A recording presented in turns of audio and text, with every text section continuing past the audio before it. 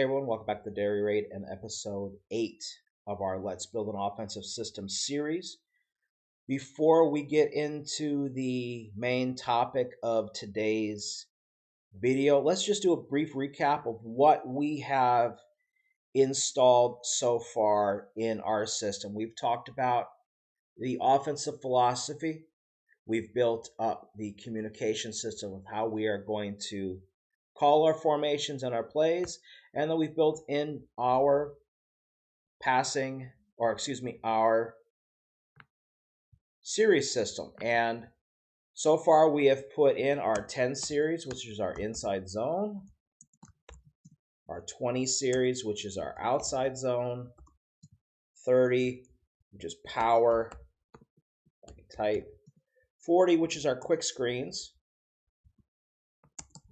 And today we are going to be installing our 50 series, which is my quick passing game.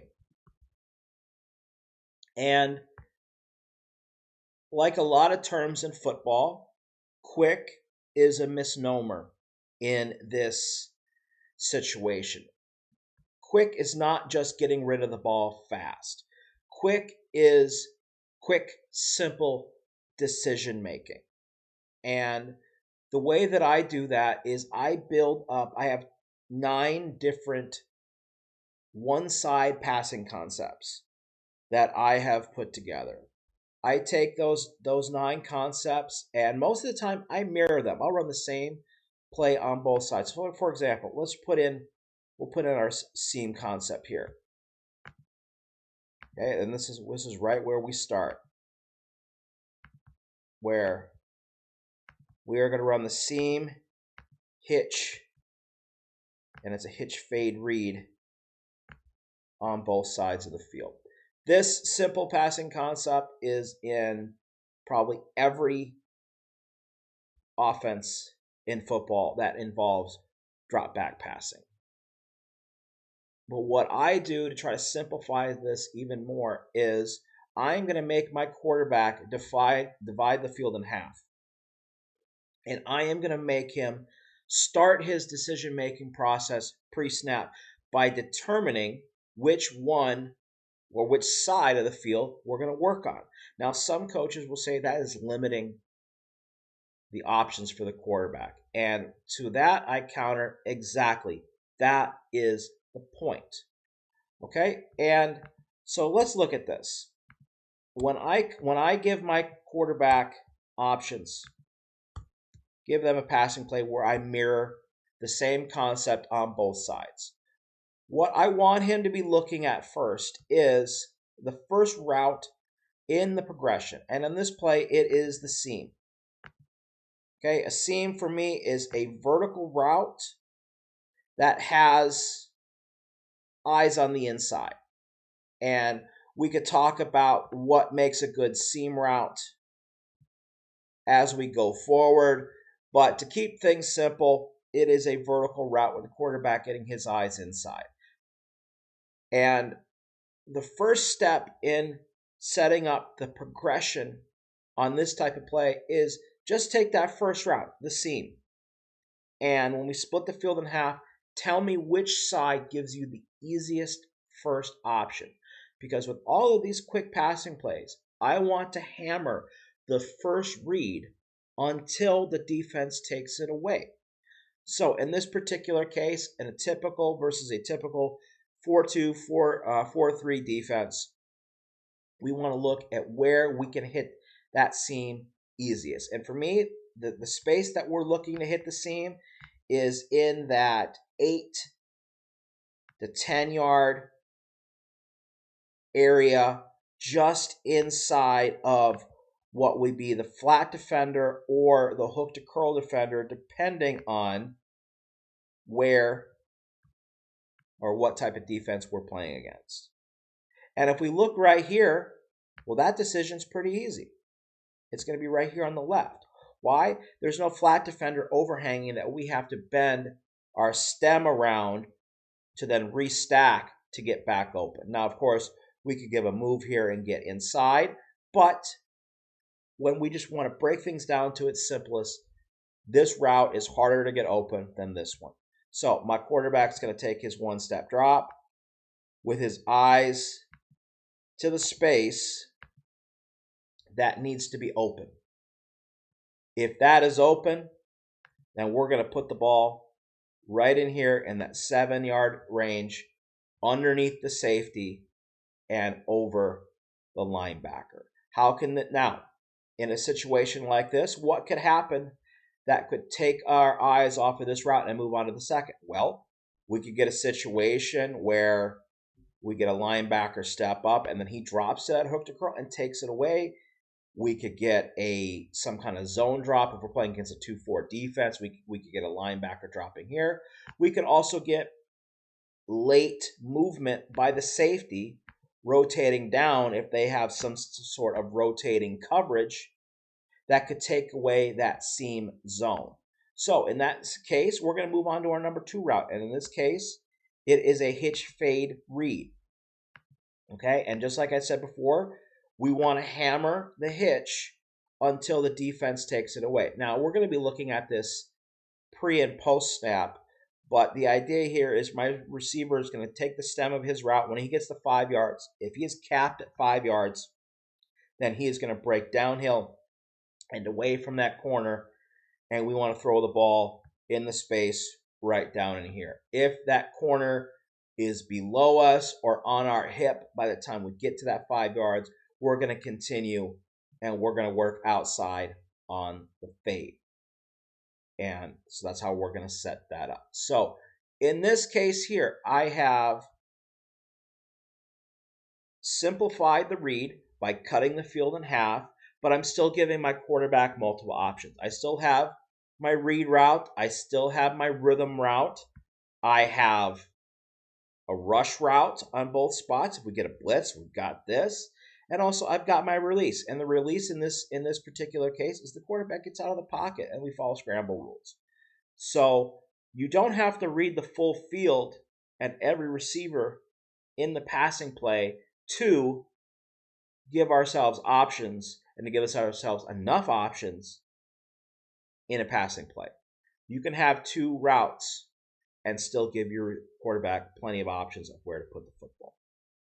All right, so that's how we read and how we set up the quick passing game. Now what I kind of want to do here is just to go through real quickly some of these concepts that I use in this quick series, and then we'll talk about how we have them working together. All right, so we just went through the seam concept there. A lot of these routes that I'm going to be talking about here for the rest of this video are, again, passing concepts that have been around since the dawn of the modern passing game back in the 60s. And I will say this, these 9 passing concepts that we're going to go through here real quickly, I have had in my playbook since 2002. I learned these my first year of coaching back in 2002, and they have stuck with me since. And I learned this idea of half field reads from my first head coach back in 2002. And it really stuck with me, the idea of keeping things simple. All right, so we had our first concept, the seam concept. Second one we work on here, what I would be running is 5-yard outs and corners, the variation of the smash concept. We create both a high-low read, and we will have the ability here as well that if we are capped outside for whatever reason, we can turn that into just a standard smash combo. Okay, another play that we would run is we just run a quick out, speed out at 3 to 4 yards. We run slant behind. And again, we want to hammer that speed out until they take it away. And then we hit the slant. Another option in this series, we're starting to move the ball downfield a little bit more, is your standard smash concept. Okay, which again is another hitch and a corner. Now here, the read component would be if we get man coverage, and we're going to tell this receiver here he's going to continue to run in. So just your basic smash concept. Now we're starting to work the ball a little bit farther downfield Okay, this would be a deeper drop, and this is my wheel dig or 10-yard in concept. Now for me, this is a 3 route combination. So what I mean by that is we are going to be looking for the out portion of the wheel quick and early. If it's there, we can see it as like a peak route, or we got any kind of pressure from the outside, we hit it. Otherwise, we continue our drop to 3 steps, and we work the dig to the wheel. We have a good man beater here with the little mesh that we're getting between these 2 routes, and we create an inside out leverage as well, and putting a lot of pressure on the safety to cover both sides. All right.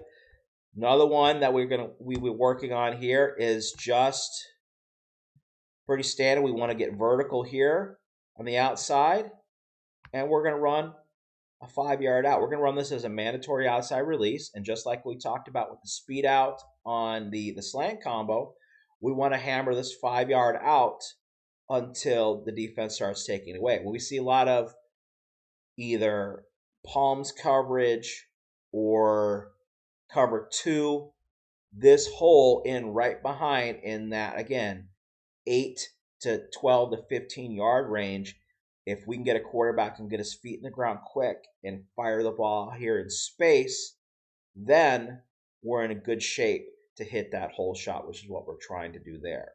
All right, next up is one that I run here where we got a slant on the inside, and then we've got a post behind. We're going to take this a little bit deeper in our drop, okay, 3-step drop.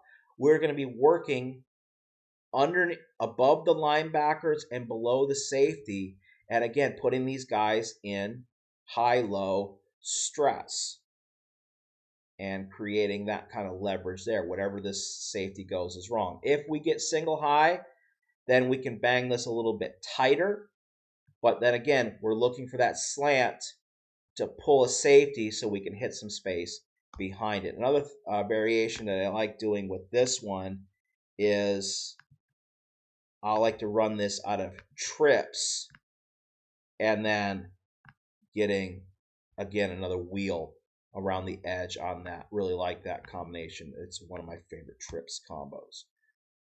All right, so then we also, on top of first we had our 5-yard out and fade, and then we're going to have our 10-yard out and fade. Now, what we will also say with this is that if we're capped outside, we'll sit, or we will turn back. We do run both depending on the situation. Again, we're creating high-low leverage. This time it's going to be high-low leverage on the safety, and then we create a chance for a hole shot in behind. All right, and then the last one that I want to put in is just your basic curl read, and we can run this at 5 yards, or we can run it at 10 yards. I do both. So we'll have, if we're running this at 5 yards, we'll give our 2 receivers here 5 yards, and then it is either a hitch. The guy's not working with me. So we're going to go either hitch, or if we get man, we're going to run and turn it into an in. So a double in.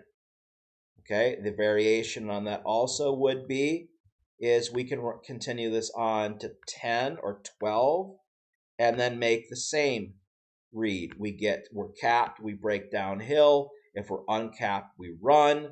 And if in particular case, if we are the boundary receiver, that instead of breaking vertical, we would break to the post.